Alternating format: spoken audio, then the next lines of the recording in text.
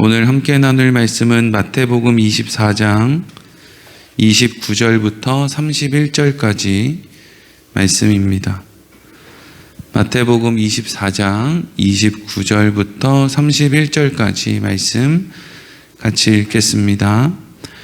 그날 환난 후에 즉시 해가 어두워지며 달이 빛을 내지 아니하며 별들이 하늘에서 떨어지며 하늘의 권능들이 흔들리리라. 그때 인자의 징조가 하늘에서 보이겠고 그때 땅의 모든 족속들이 통곡하며 그들이 인자가 구름을 타고 능력과 큰 영광으로 오는 것을 보리라. 그가 큰 나팔 소리와 함께 천사들을 보내리니 그들이 그의 택하신 자들을 하늘 이 끝에서 저 끝까지 사방에서 모으리라. 아멘. 오늘은 사방에서 모으리라 하는 제목으로 말씀을 나누도록 하겠습니다. 어제는 우리가 예수님께서 이제 예수님 재림 때 있을 일과 또 예루살렘 성전이 멸망하는 때의 일을 이렇게 연결시켜서 지금 함께 말씀을 전하고 있는데, 특별히 어제는 거짓 그리스도와 거짓 선지자의 등장에 대해서 함께 말씀을 나누었습니다. 그리고 오늘 본문의 말씀은 그 거짓 선지자들이 활동하는 그 시대 가운데 사는 하나님의 택함을 받은 인생들이 기억해야 될 그 말씀에 대해서 오늘 기록하고 있습니다. 그러니까 예수님께서는 이 땅에 오셨고 또 십자가와 부활과 승천을 이제 다 행하셨죠. 그래서 어제 말씀을 통해서 우리가 뭘 나누었습니까? 더 이상 그리스도가 필요 없다. 더 이상 우리를 위한 예수가 필요하지 않다. 만약에 오늘날 누군가가 더 필요하다면 2000년 전에 오셨던 예수님은 그러면 다 이루신 것이 아니라는 뜻이 되는 것이 아니냐. 무슨 말로 우리를 미혹하고 유혹해도 우리는 그 예수님이면 충분하지. 오늘날 뭐가 모자라서 누구를 더 믿어야 되고 누가 하는 말을 더 믿어야 되고 하는 것이 아니라는 거죠. 여러분, 우리는 사실 성경에 있는 내용을 잘 이해하지 못해서 잘 이해하려고 설교도 듣고 책도 읽고 하는 것이지, 새로운 어떤 내용이 필요해서 설교를 듣고 책을 읽고 하는 것이 아닙니다. 그러니까 사실 성경을 잘 읽을 수만 있으면, 무슨 내용인지 좀 잘 이해할 수 있으면 사실 우리는 설교 들을 필요도 없어요. 사실은 그냥 성경 말씀을 보면 됩니다. 성경 말씀을 안 보는 게 탈이죠. 더 이상 뭔가 새로운 누군가의 말이 필요하지 않다는 겁니다. 그리고 예수님께서 이 땅에 오시고 또 십자가, 부활, 승천이라고 하는 그 역사의 흐름, 그것이 그렇게 하나님께서 천지를 창조하셨다, 또 믿음의 사람들을 부르셨다, 예수님이 이 땅에 오셨다, 이런 게 뭐예요? 지금 하나님이 계획하신 인간의 역사가 이렇게 흘러가고 있다는 것이죠.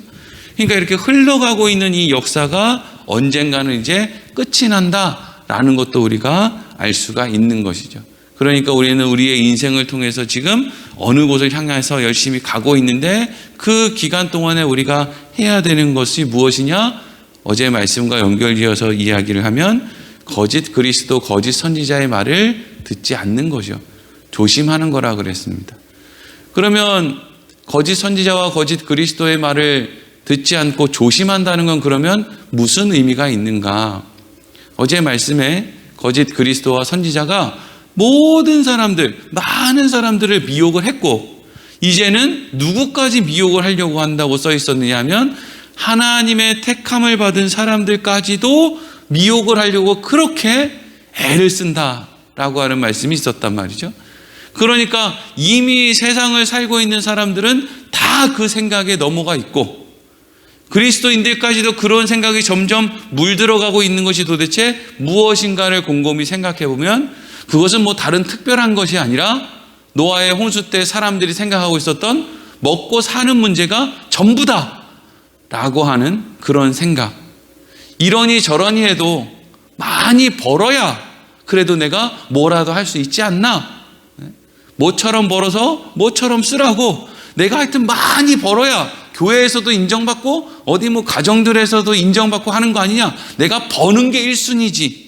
이게 여러분 거짓 선지자, 거짓 그리스도가 미혹하는 거예요.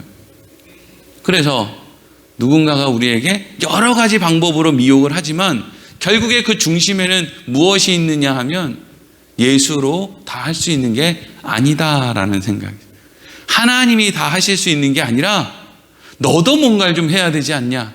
그래서 네가 원하는 걸 이루려면 네가 무슨 정성을 좀 보여야 되지 않냐 라고 하는 식의 논리를 가지고 와서 우리를 미혹하는 거예요. 근데 여러분, 그런 생각은요, 특별히 뭐 미혹을 당하고 안 당하고를 떠나서 모든 인간들 안에는 그냥 그런 생각들이 있어요. 뭔가 내가 정성을 쏟아야 뭔가 신이 우리를 위해서 뭔가를 해주지 않겠나. 근데 성경은 우리에게 뭘 이야기하고 있어요? 아브라함은 뭘 해서 부름받은 게 아니다, 이렇게 이야기를 시작하고 있죠. 믿음의 조상 아브라함의 인생이 너희의 인생과 같은데 너희가 무엇을 해서 하나님이 너희를 부른 것이 아니다 라는 것을 이야기하고 있는 거예요.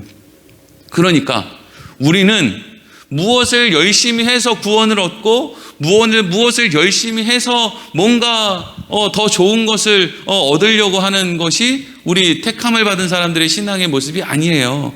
우리는 하나님이 우리를 먼저 찾아오셨고 우리에게 은혜를 베푸셨기 때문에 그렇게 좋으신 하나님이 우리의 유익을 위해서 말씀하시는 것이라면 그것이 우리에게 얼마나 좋은 것일까라고 하는 마음에 주일날 모여서 예배도 드리고 기도도 드리고 전도도 하고 하는 것이지, 이걸 하지 않는다고 해서 구원으로부터 우리가 끊어진다? 이것은 하나님이 우리에게 부어주신 은혜가 얼마나 큰지를 모르니까 그런 말을 하는 거죠. 근데 이 거짓 선지자, 거짓 그리스도는 이러한 생각, 하나님을 향한 좋으신 하나님, 하나님의 은혜, 그래서 하나님에 대해서 알기 때문에 우리가 어떻게 살아야 되느냐, 하나님을 사랑하고 이웃을 사랑해야지 라고 하는 마음을 갖고 사는 사람들을 자꾸 어떻게 한다는 거예요? 미혹한다는 거예요. 그것만 해서 안 된다는 거죠. 너 뭐 했냐? 너 전도 몇 명 했어? 너 하루에 기도 몇 시간을 해? 이러면서 자꾸 우리에게 뭔가 하나님으로부터 멀어지는.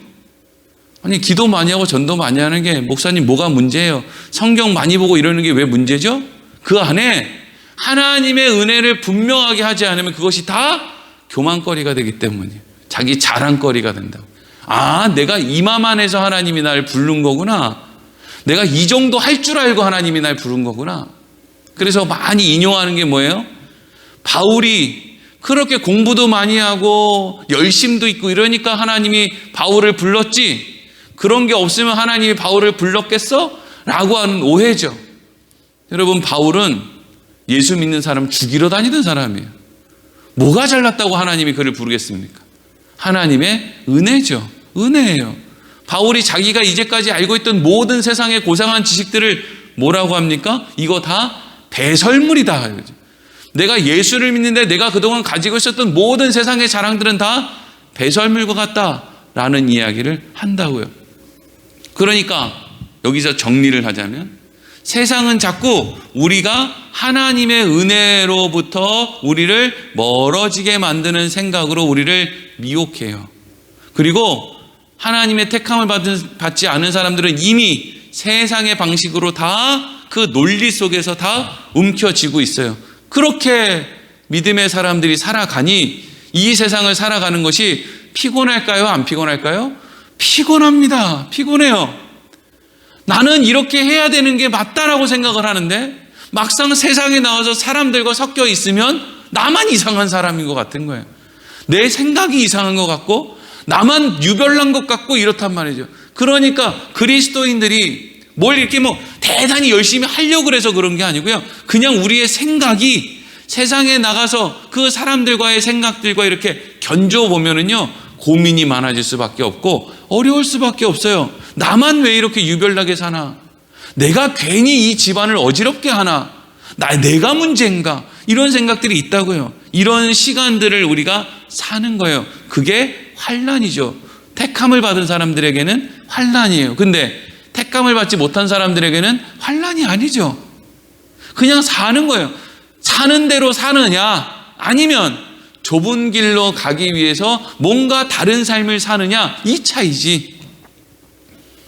그래서 여러분, 어제 그런 말씀이 있었어요. 주님 재림하실 때 뭐 어디 골방에 있다, 뭐 어디 뭐 들판에 있다, 그런 말 할 필요가 없다. 왜? 주님이 재림하실 때는 동에서 번개가 치면 서쪽까지 한 번에 번쩍이는 것처럼 모든 사람들이 그것을 다 알게 될 것이기 때문이다. 이런 말씀이 있었죠. 근데 오늘 말씀은 그것과 이어져서 이렇게 이어져요. 29절 읽겠습니다. 시작. 그날 환난 후에 즉시 해가 어두워지며 달이 빛을 내지 아니하며 별들이 하늘에서 떨어지며 하늘의 권능들이 흔들리리라. 아멘. 그날 환난 후에, 이 그날 환난 후라는 것은 우리 그리스도인들의 삶이 그래요. 우리 그리스도인들의 삶이 그 날이에요. 환난의 날, 하루하루의 삶을 살아요. 왜 우리에게 환난의 날이라고요? 다른 사람으로 살게 하나님이 만들기 때문이죠. 세상과는 다른 존재들도 살도록 만들기 때문에 그게 우리에게는 환난의 날이에요. 근데 그날 환난 후에 어떻게 돼요? 해가 어떻게 돼요? 해가 점점 어두워진다 그러죠. 이것은 환난이 점점 깊어진다라는 것이고, 세상의 논리 가운데 우리가 더 이상 살기가 어려워지는, 숨막히는 시간들이 점점 다가온다는 거예요. 근데 여기서 우리는 뭘 알 수 있습니까? 하나님이 때를 정하셔서 우리가 감당할 수 없는 지경까지 우리를 내몰지는 않으시겠구나. 세상이 점점 어두워진다라는 것은 우리에게 있어서는 구원의 때, 끝이, 이 힘들고 어려운 고민과 갈등의 삶을 또 이제는 끝내는 시간이 다가오고 있구나 라는 것으로 연결 지을 수 있다라는 것이죠. 여기 막 뭐 달이 빛을 내지 않고 별들이 하늘에서 떨어지고 하늘이 권능들이 흔들린다? 사실 이런 눈에 보이는 현상이 중요한 게 아니에요. 그래서 뭐 하늘에 별이 뚝 떨어지면 어이구 재림한 예수님 오시겠네? 이게 중요한 의미가 아니라, 하나님은 우리의 일상, 우리의 생활을 아신다. 우리의 고민을 아신다. 그래서 그것이 점점 깊어지고 세상이 점점 악해질수록 하나님은 그 때를 정하셔서 우리가 그렇게까지 못 견딜 정도로 가지 않을 그때에 이 땅에 예수님을 다시금 재림할 수 있게 하실 것이다 라고 하는 말씀을 가지고 있는 거예요. 그리고 이제 이어서 30절 읽겠습니다. 시작. 그때 인자의 징조가 하늘에서 보이겠고 그때 땅의 모든 족속들이 통곡하며 그들이 인자가 구름을 타고 능력과 큰 권능으로 오는 것을 보리라. 아멘. 30절 말씀을 보면 인자의 징조가 하늘에서 보일 것이다. 마치 번개가 동쪽에서 번쩍이면 서쪽에까지 밝은 것처럼 사람들이 막 뭘 자세히 설명하고 막 창세기부터 요한계시록까지 내가 비밀을 풀어줄 테니까 그래서 결론은 우리 교주다, 이런 설명하지 않아도 그냥 하늘에서 징조가 보이는데 야 이거 심상치 않구나. 근데 그때 예수님이 재림을 하실 거라는 거예요. 근데 그때 누가 가르쳐 주지도 않았는데 그 재림의 모습을 보는 이 땅의 모든 족속들이 하나같이 어떻게 할 거라는 거예요? 통곡할 거라는 거죠. 통곡할 거다.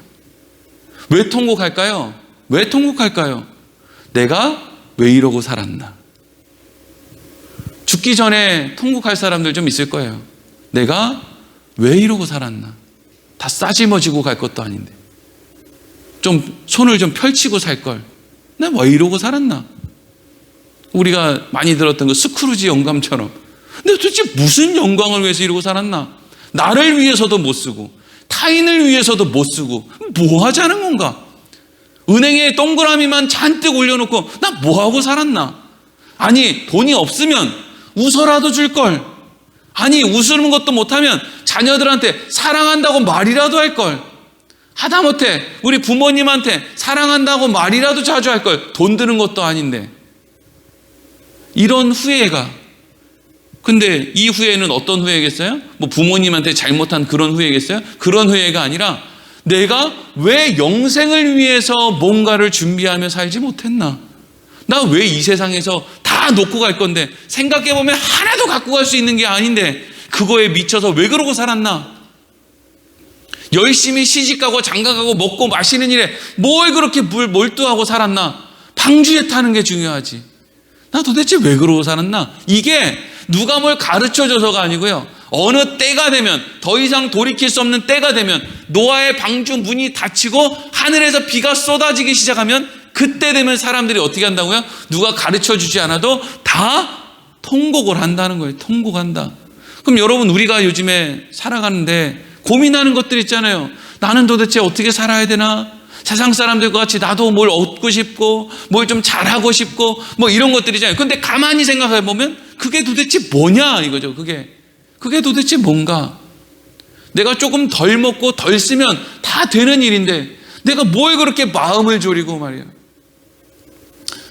제가 뭐 도시 사는 사람들을 뭐 이렇게 나쁘게 보는 건 아니고요. 다 그렇게 사는 건데 가끔씩 답답할 때가 있어요. 뭐 자식을 낳으면 뭐 서울로 보내라 막 이러는데, 서울에 그렇게 꾸역꾸역 가서 봉급은 많이 받는데 집세도 비싸고 먹는 거 사 먹는 것도 비싸고, 그리고 거기서 돈을 10원도 못 모으고 사치하는 그런 것만 배워가지고 오히려 빚을 산더미같이 지고, 그러면서도 그걸 이제 더 이상 끊어낼 수가 없죠. 왜? 빚을 산더미같이 졌으니까. 버는 벌이가 많이 있어야 그걸 감당하니까. 뭐 하는 짓이냐고요, 그게. 지나고 나면 그게 뭐 하는 짓인가? 내가 서울살이 10년인데 빚만 있네. 이럴 거면 거길 왜 간 거예요? 주일날 교회도 못 다녀. 이거 뭐 대단하게 돈을 남기는 것도 아니야. 아니, 근데 사람들이 다 그러고 산다고요. 그리고 나서 나중에 시간 지나면 장가도 못 가고 시집도 못 가고 애도 없고 아무것도 남는 것도 없고 빚만 산더미같이 지었는데 거울을 쳐다보면 웬 중년의 아저씨가 있단 말이죠. 그게 여러분 세상이 우리를 미혹하는 거예요. 뭐 대단한 걸 하는 것 같은데 사실은 대단하게 하는 게 없는 거죠. 인생에 남는 게 없는 거예요. 주님이 다시 오실 때 모든 사람들이 그걸 알 거예요. 그러니까 이걸 그대로 반대로 하면, 그러면 그때를 준비하기 위해서 오늘을 사는 사람들은 그때가 되면 통곡을 하는 게 아니라 기뻐하겠죠. 그 얘기하는 거예요. 너희의 인생이 그렇기 때문에 우리한테 너 기뻐하는 인생을 살아라 이게 아니고요. 하나님은 하나님의 택함을 받은 사람들의 인생을 그렇게 인도해 가신다. 그런데 그때 주님 재림하시는 때가 되면 누가 웃는 사람인지 한번 봐라. 주님 손에 끌려서 다니는 거 힘들고 피곤할 수 있지, 고민할 수 있지. 그런데 그 길 끝에 무엇이 기다리고 있는지, 누가 마지막에 웃는지 한번 봐라 이거죠. 모든 민족이, 모든 대단하다는 그 사람들이, 모든 대통령이고 뭐고 간에 다 하나님 알지 못하는 사람들이 결국 어떻게 통곡하게 될지를 생각해라 이거죠. 오늘 하루 피곤하고 오늘 하루 어렵다고 그것 때문에 내가 염려하고 근심할 일인가 한번 생각해 보라는 거죠. 나는 그날 웃는 사람으로 지금 하나님께서 나를 끌고 가고 있는데 이 얼마나 하나님의 놀라운 은혜냐 이거 아닙니까? 그리고 이제 마지막으로 31절 읽겠습니다. 시작. 그가 큰 나팔 소리와 함께 천사들을 보내리니 그들이 그 택하신 자들을 하늘 이 끝에서 저 끝까지 사방에서 모으리라. 아멘. 좀 독특한 표현이 하나 나오죠. 주님 재림하실 때 천사들이 큰 나팔 소리가 나면, 그러니까 여기 이런 큰 나팔 소리, 주님 재림하실 때 인자가 구름을 타고 능력과 권능 이런 어떤 눈에 보이는 현상에 너무 집중할 필요가 없어요. 예수님 멋지게 오시겠죠. 아름답게 오시겠죠. 그걸 우리가 관심 있는 두는 게 아니라 그때 사람들의 모습에 이제 관심을 둬야 되는데, 일부의 사람들은 통곡을 하고 막 난리가 나는데 오늘 31절 말씀을 보니까 나팔 소리가 날 때 천사들이 이 땅에 와서 뭘 하느냐? 이 끝에서, 하늘 이 끝에서부터 저 끝까지 하나님의 택하신 사람들을 천사들이 다니면서 불러 모은다는 거죠. 내가 가는 게 내가 저 여기 있습니다 이러고 내가 가는 게 아니고요. 우리 믿는 사람들은 항상 우리 안에 뭐가 있어요? 하나님 나는 자격이 없습니다. 이게 있다고요. 그러니까 하나님은 분명히 우리에게 하나님 사랑과 이웃 사랑을 실천하라 하셨고, 우리는 마음 가운데 그것을 해야 된다는 아주 거룩한 부담감을 가지고 살죠. 근데 그걸 이루지 못하고 사니까 얼마나 마음이 하나님 앞에 부끄럽고 죄송하고 그런 마음이 있어요. 그러니까 주님 다시 오실 때 우리의 마음이 어떤 마음이요? 당당하게 저 여기 있습니다 이러고 나가는 게 아니라, 하나님 하나님이 이렇게 일찍 오실 줄 알았으면 제가 조금 더 뭐라도 하는 건데요. 좀 더 옆 사람을 좀 사랑해 보는 건데요. 아유, 내가 주님 다시 올 줄 알았으면 내가 사람들 차로 좀 태우고 다니는 건데, 시장 좀 다니면서 어려운 사람들 뭐 좀 사다 먹이는 건데, 내가 밥 좀 사는 건데, 아유, 내가 주님 다시 올 줄 알았으면 설교 준비를 더 열심히 하는 건데, 뭐 이런 후회들이 있단 말이에요. 그러니까 부끄러워서 다 이러고 있는 거예요. 구원받은 사람이라고 나 여기 따싸 신난다 이게 아니라 다 이러고 있는데, 중요한 건 그 사람들을 한 사람 한 사람을 하나님이 알아요, 몰라요?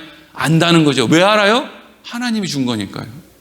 하나님 보실 때는 다 아브라함 아닙니까? 어떻게 잊어요? 대한민국에 사는 아브라함, 미국에 사는 아브라함, 저기 어디 뭐 중국에 사는 아브라함, 하나님 볼 땐 다 믿음의 자손들, 다 아브라함. 어떻게 그들을 놓치냔 말이죠. 근데 그들의 삶이 나 여기 있습니다 이러고 대단하게 사는 삶이 아니고요, 그냥 그들의 삶 가운데 살았는데, 하나님 앞에 뭘 내놓기에는 좀 부끄러운 삶인데, 그럼에도 불구하고 하나님은 어떻게 한다는 거예요? 너는 내 아들이다, 딸이다. 내가 널 지명해서 지금 여기까지 왔다. 부끄럽다고 해서 너의 행동으로 부끄러운 게 아니라 네가 내 자녀 됐기 때문에 구원받는 거다. 이렇게 해서 하나님이 지금 구원받을 사람들을 모은다는 거죠. 여러분, 이런 생각을 가만히 할 때 우리 인생에 중요한 게 뭔가를 생각해 볼 수 있어요. 교회 건물 크게 짓는 게 그렇게 중요한가?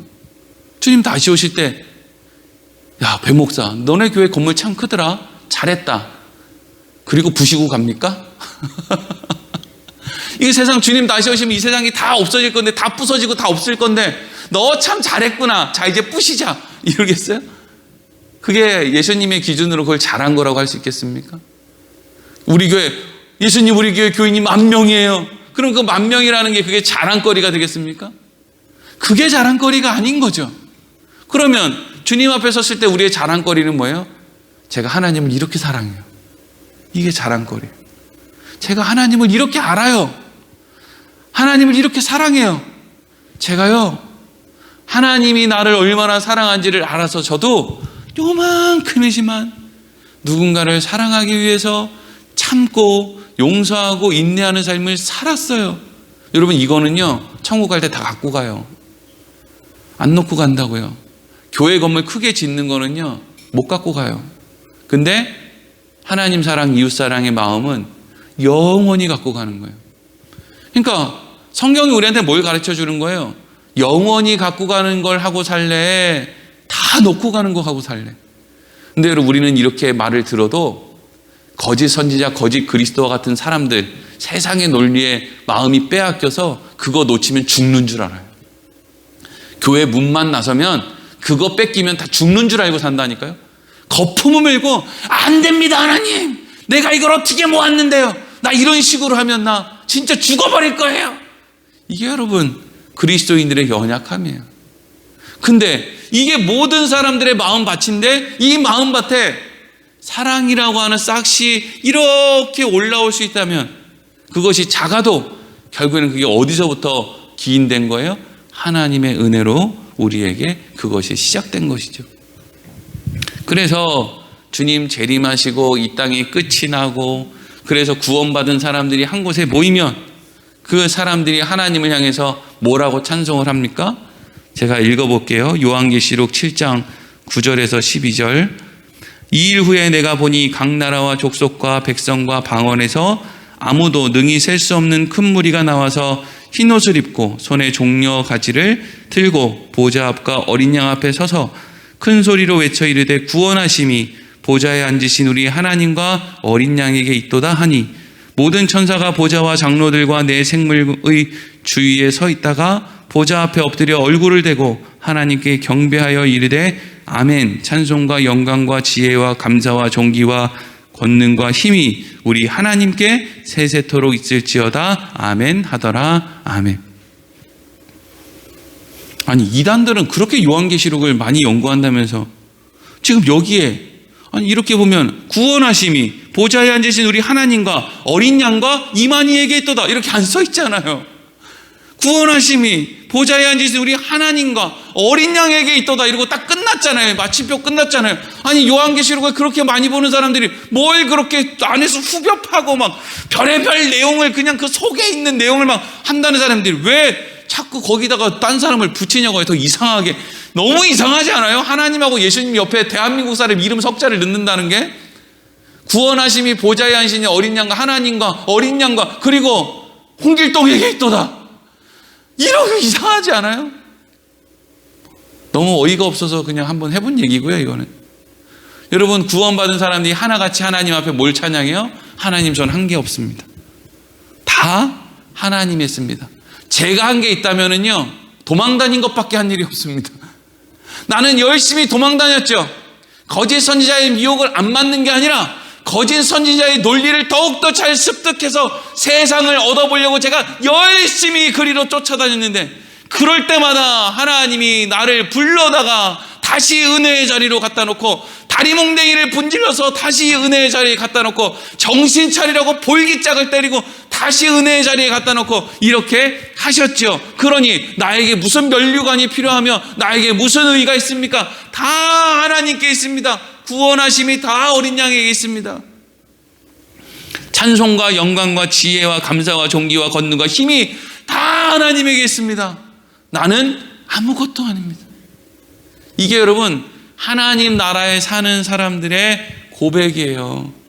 그러니까 하나님 나라에 사는 사람들은 하나님의 그 완전하신 은혜 안에서 뭘 할 수 있느냐? 사랑을 하며 사는 거죠. 사랑을. 천국에 가면 제가 우리 장로님하고 우리 권사님, 집사님하고 천국에 가면은 진짜 사랑을 할 수 있는 거예요. 얼마나 행복하겠어요.